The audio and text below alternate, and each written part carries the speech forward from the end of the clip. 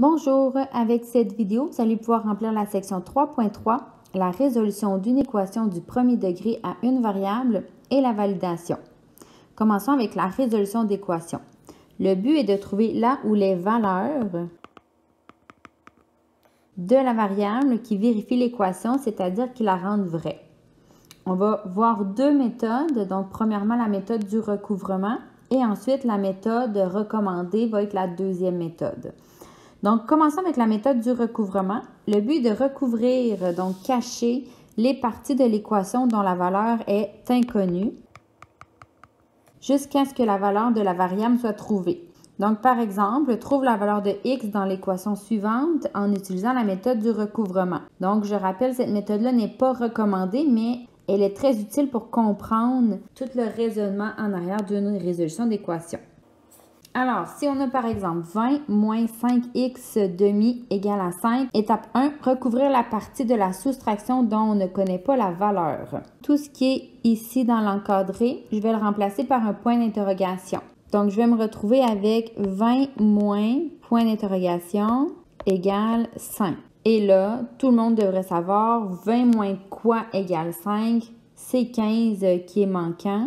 Donc, tout mon point d'interrogation égale à 15. Ça veut dire que tout mon 5x sur 2, ça vaut 15. Alors, on va repartir de cette équation-là. 5x sur 2, on a trouvé à l'étape 1 que tout ça, ça vaut 15 parce que 20 moins 15 donne 5. Et là, on va recouvrir encore une fois. On recouvre la partie, donc le bloc incluant le x, qui est 5x. On peut réécrire l'équation que ça représente, donc notre point d'interrogation, qui est notre 5x, sur 2 égale à 15. Donc, combien divisé par 2 donne 15? On devrait tous arriver à ce que notre point d'interrogation nous donne 30, parce que 30 divisé par 2 donne 15. Donc, 5x égale à 30 si on revient à notre point de départ. Troisième étape, on vient de trouver que 5x égale à 30 parce que 5x divisé par 2 nous donnait 15. Il nous reste donc à recouvrir seulement le x et on se rappelle qu'entre le 5 et le x, c'est une multiplication. Donc ça donne 5 fois combien qui est notre x égale à 30. Donc, 5 fois quoi donne 30? Fois 6, donc notre point d'interrogation égale à 6. Alors, x égale à 6, la solution est x égale à 6. Donc, c'est une méthode qui est très longue, c'est pour ça qu'elle n'est pas recommandée, mais ça démontre vraiment tout le chemin mental qu'on peut faire pour résoudre une équation. Donc, allons voir la méthode de la balance, qui est vraiment la méthode recommandée. Vous devriez l'avoir vue l'année passée un petit peu. Donc, on va commencer avec la définition. Cette méthode consiste à isoler la variable soit à gauche ou à droite de l'égalité. Il s'agit d'amener la variable d'un côté et de mettre les nombres de l'autre côté en utilisant les règles de transformation des équations. Règles des transformations, c'est ce qu'on a vu dans la vidéo 3.2. Il faut voir cette méthode comme si on voulait éliminer. Le mot « éliminer » est entre guillemets ici parce qu'on n'élimine rien, on ne fait que faire des transformations. Mais c'est comme si on voulait éliminer tout ce qui entoure la variable, mais en gardant l'égalité vraie. Pour ce faire, il faut faire les opérations inverses pour pouvoir aller, entre guillemets, éliminer les nombres autour de la variable. Donc, ici, petite remarque, lorsque tu utilises la méthode de la balance, tu dois suivre le sens contraire de Penman. Donc, les opérations inverses que tu vas faire, tu vas les faire dans le sens contraire de Penman. Donc, on va aller annuler les additions, soustractions en premier, ensuite multiplication, division et on finit avec exposant, parenthèse, mais on ne travaillera pas exposant, parenthèse cette année. Alors ici, je vais faire 5 exemples avec vous de la résolution d'équations en utilisant la méthode de la balance. Alors, on y va avec l'exemple numéro 1. On veut toujours, évidemment, trouver la valeur de x. Donc, 6x moins 5 égale 19. En faisant la balance, on élimine les additions, soustractions en premier qui sont autour du x. Donc, notre moins 5, on veut aller l'éliminer. On va faire l'opération inverse, plus 5 parce que ça donne 0. Mais pour que notre égalité reste vraie, on doit le faire de chaque côté. Donc, comme on a vu dans la vidéo 3.2. Donc, moins 5 plus 5, on peut les barrer, ça s'annule. Ici, il reste 6x égale 19 plus 5, 24. Mon 6 et mon x sont en multiplication. Donc, pour annuler la multiplication, on peut faire une division. Donc, on va diviser par 6 de chaque côté pour que ça reste égal. Les 6 s'annulent. Donc, 6 divisé par 6, dans le fond, ça donne 1x. Et nous, on veut garder seulement 1x égale à 24 divisé par 6, 4. Donc, x égale à 4. Ici, on a une fraction. On va commencer par éliminer notre divisé par 2. Notre divisé par 2, le contraire, c'est fois 2. Donc, on fait fois 2 de chaque côté. Ça s'annule comme ça. Il nous reste 3x ici égale 9 fois 2, 18. On veut éliminer notre 3 fois x, donc on divise par 3. On le fait de chaque côté. Les 3 s'annulent. Il nous reste x égale 18 divisé par 3, 6. On continue ici. Donc là, ici, vous voyez, il y a plusieurs fois la lettre N. Donc, on va commencer par vérifier de chaque côté de l'égalité, est-ce qu'il y en a qu'on peut mettre ensemble. Donc, par exemple, ici, 10n et moins 2n, on peut les soustraire entre eux. Donc, on va commencer par réduire avant et ensuite, on va aller faire la balance. Donc, 10n moins 2n, ça fait 8n. Notre plus 3 reste là. Notre égal reste toujours au milieu. 5n plus 11. Et là, comme on a vu dans la définition juste en haut, le but, c'est d'aller amener toutes les lettres d'un côté et tous les nombres de l'autre côté. Donc, pour ce faire, c'est à vous de choisir le côté que vous voulez. Mais moi, je veux transporter mon 5n de ce côté-là, puis mon 3, je vais aller l'envoyer de l'autre côté. Donc, je vais vous montrer comment faire ces opérations-là. On ne peut pas juste les modifier comme ça. Donc, si mon 5n, je veux l'éliminer de ce côté-là, puis aller le rajouter de l'autre côté, j'ai seulement à le soustraire ici, donc 5n moins 5n, et je vais le soustraire de ce côté-là aussi. Donc, à droite, ça s'annule. À gauche, on fait l'opération, donc on va aller rajouter le moins 5n de ce côté-là.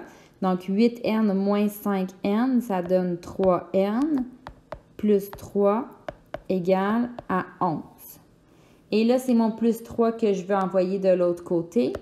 Donc, je dois l'annuler ici, mais on doit faire la même opération de l'autre côté pour que ça reste égal. Donc, plus 3 moins 3, ça disparaît, ça s'annule. On réécrit 3n égale 11 moins 3, ça donne 8. Et là, il nous reste simplement une division. Donc, on arrive à 3n égale à 8. Je veux éliminer mon 3 devant mon n, qui est en multiplication. Donc, je vais diviser par 3 de chaque côté. Et lorsqu'on arrive à une fraction, on va garder la fraction, en moins que la fraction se calcule, mais 8 divisé par 3, ça donne un nombre infini. Donc, on garde n égale à 8 tiers. Prochain exemple. Ici, on a des distributivités à faire, donc on va y aller. Donc, on va aller faire la multiplication ici et la division de ce côté-là. Que 2 fois 3x, 6x, moins 2 fois 1, 2. Notre égal reste là. 12x divisé par 3, 4x, plus 12 divisé par 3, plus 4. Et on arrive à la même forme que la ligne juste ici de notre autre exemple. Donc, les x, on va les envoyer à gauche et les nombres à droite.